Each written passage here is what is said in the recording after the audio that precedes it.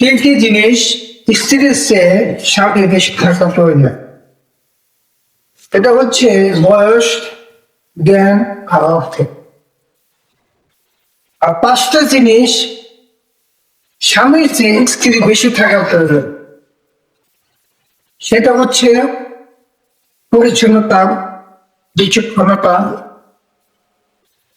শুদ্ধ জীবনযাপন,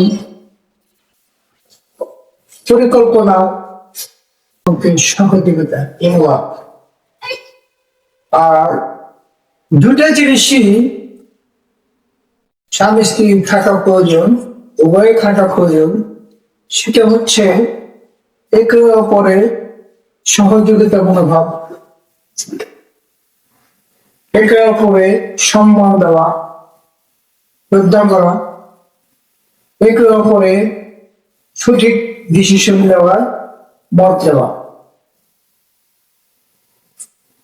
ধন্যবাদ সবাই।